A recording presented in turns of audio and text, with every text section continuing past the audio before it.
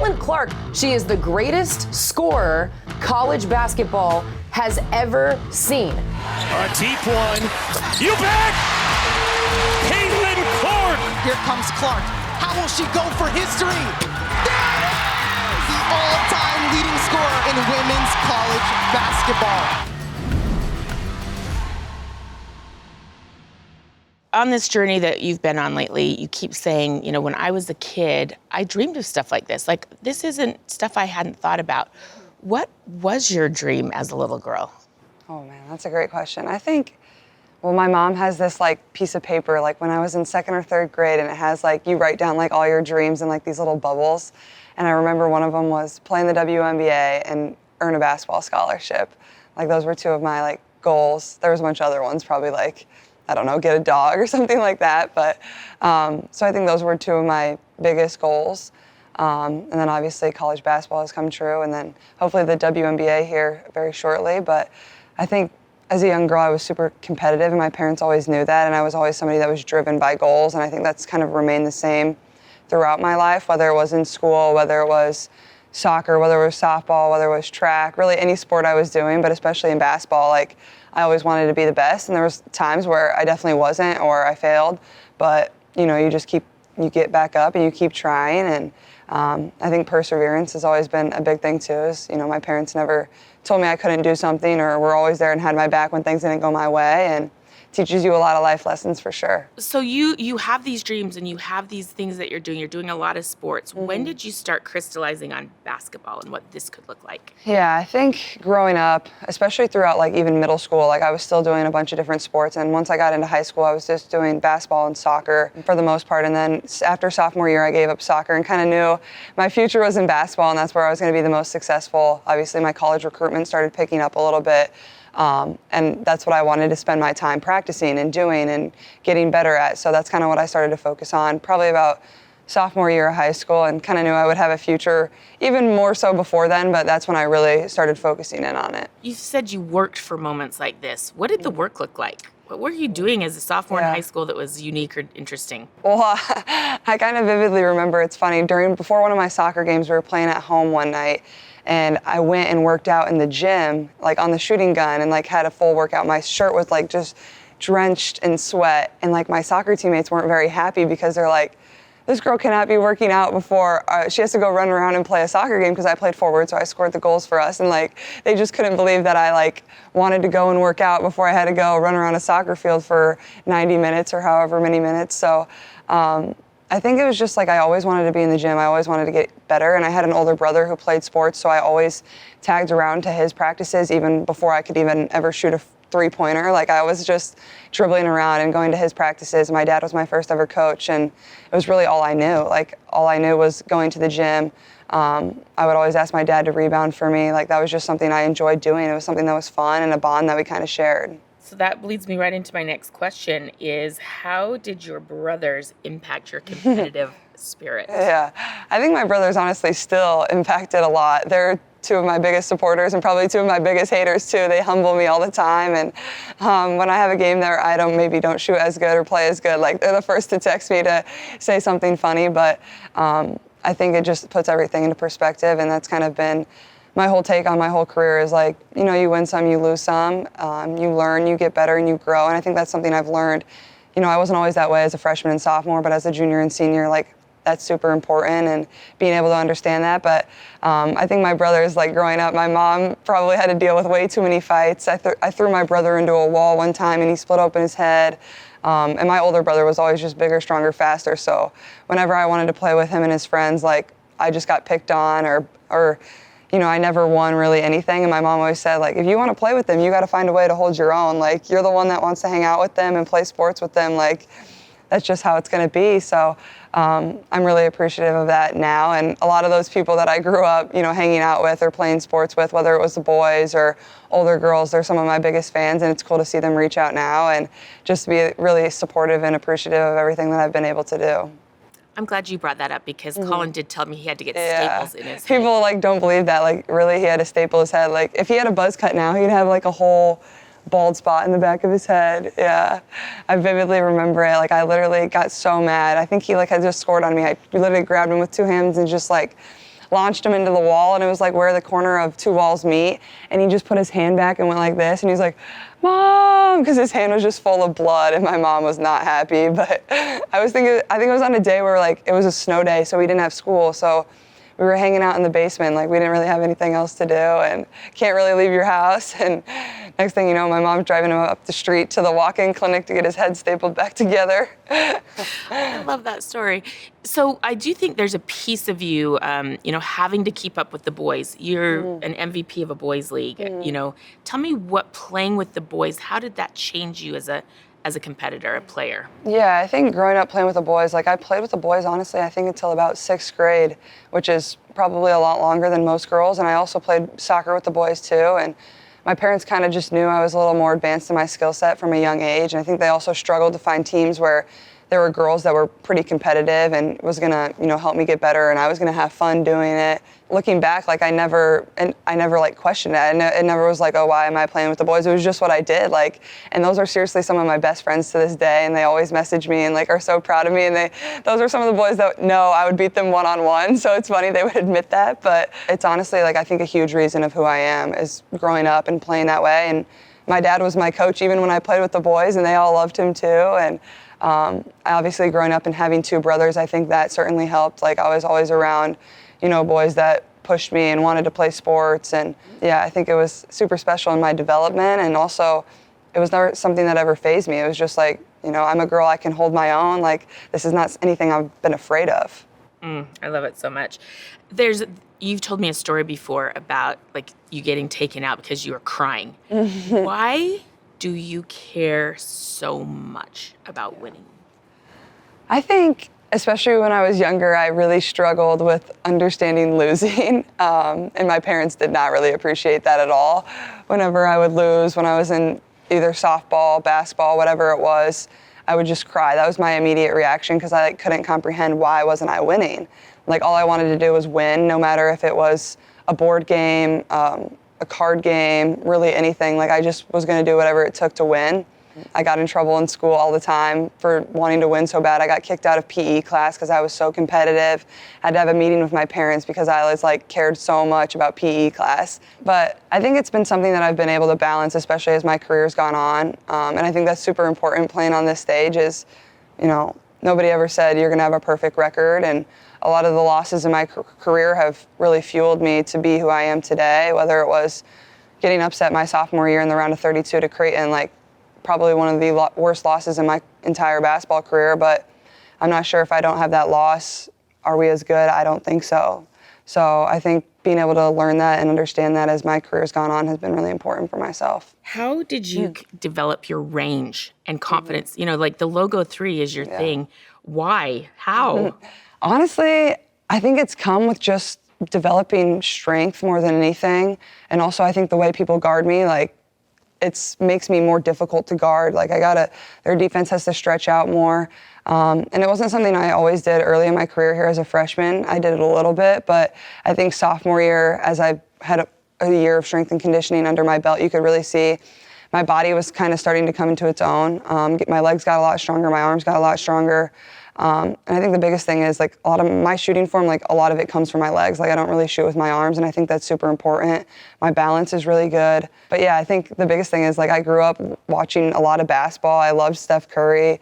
I was never like, I need to make like really long 3-pointers. It was just kind of something that evolved in my game and something that I really embraced and the crowd embraced and fans embraced. So, it's probably people's favorite part of my game. And it definitely, I think, helps my team. It just spaces the floor so much. It makes us that more difficult to guard. Do you have a favorite shot you've ever hit? Favorite shot I've ever hit? Oh, that's tough. I would probably say the Indiana shot. If I had to pick one shot, the Indiana buzzer beater last year. Oh, well, Michigan, the record-breaking shot here. I'd probably pick that. I don't know. There's been a lot of really good shots. There's just too many, you can't choose them. I know. When you got to Iowa, why did you decide to come here? Oh, man. Looking back, I think, well, first of all, this is like one of the best decisions I've ever made in my life is coming here. And I was really torn about where I was going to go, whether it was going to be Notre Dame or whether it was going to be here. And obviously, Notre Dame's an amazing place. And Coach McGraw was, an idol to me growing up. And it was like, how can I not want to go to Notre Dame? Like, it's Notre Dame.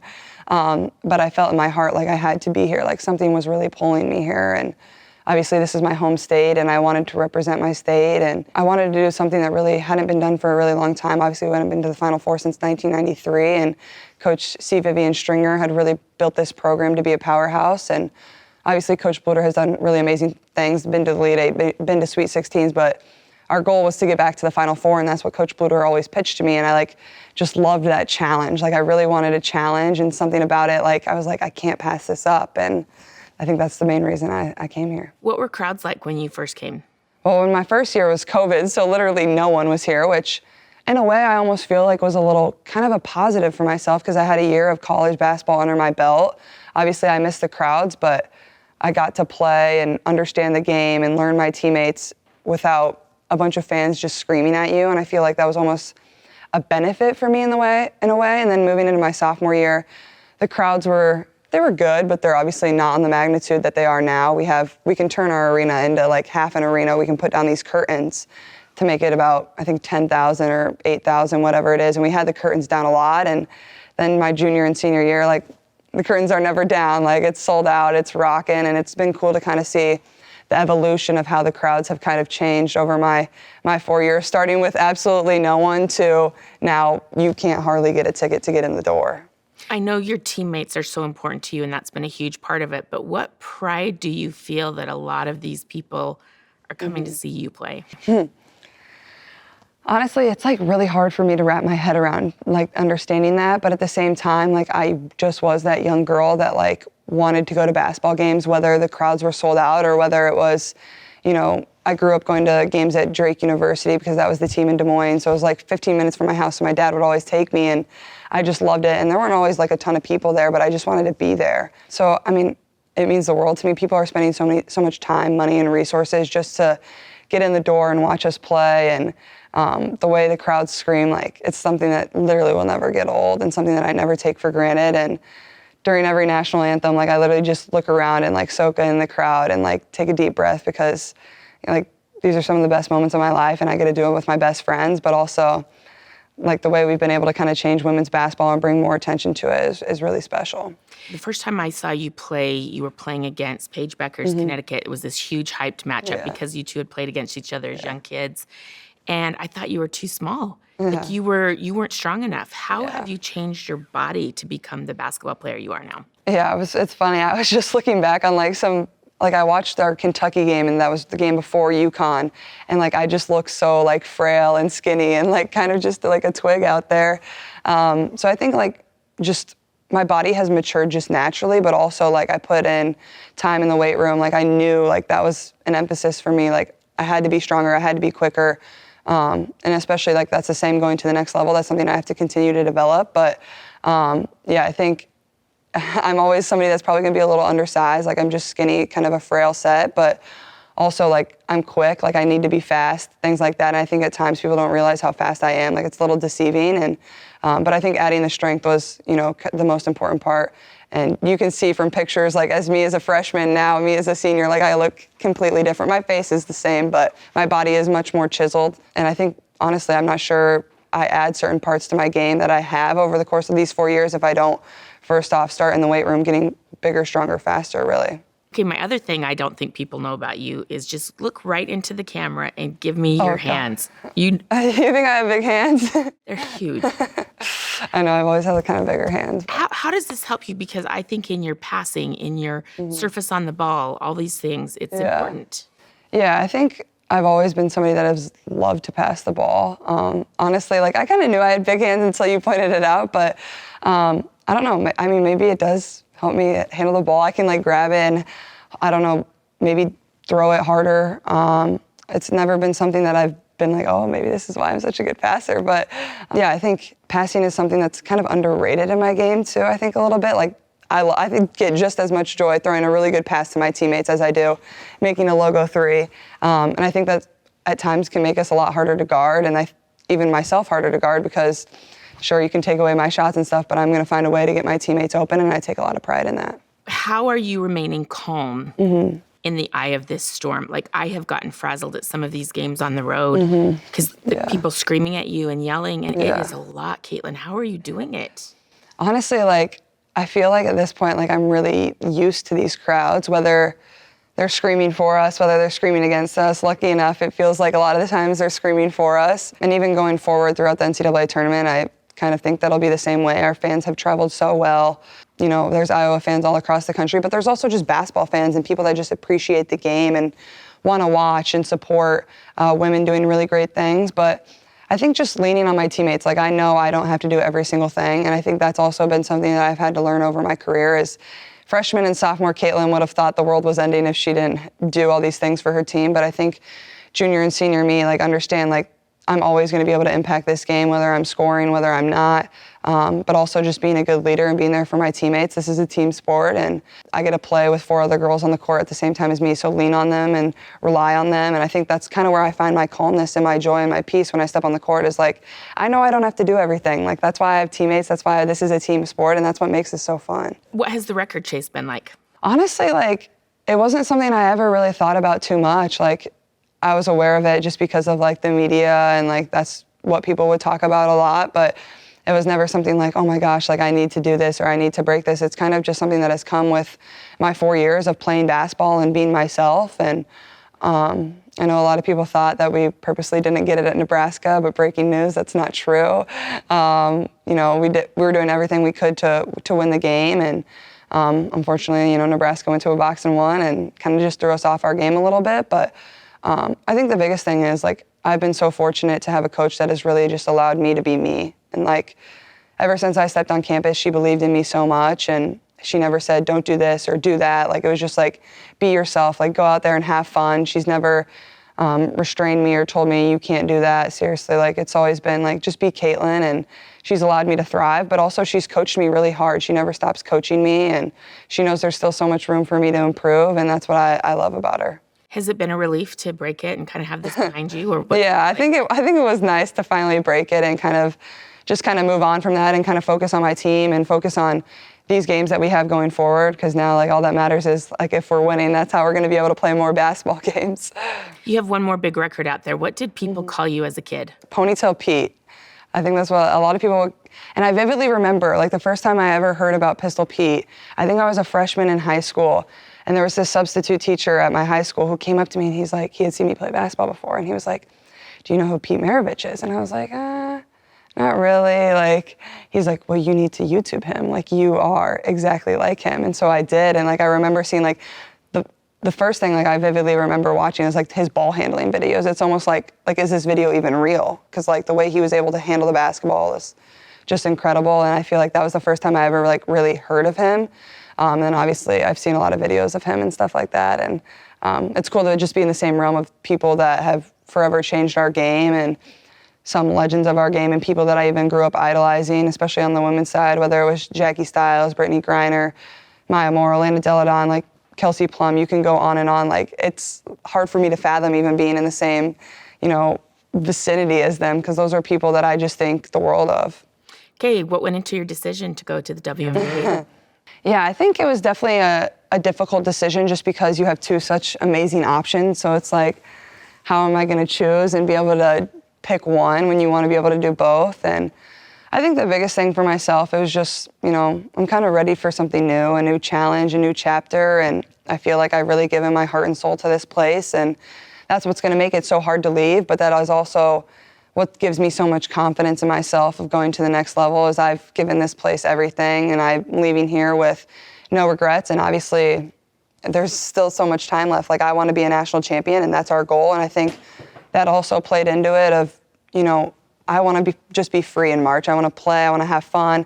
I want to have the closure of knowing, you know, this is going to be my last few times on the court with my teammate. I don't want to have to be up in question of like, is this our last time? Is it not?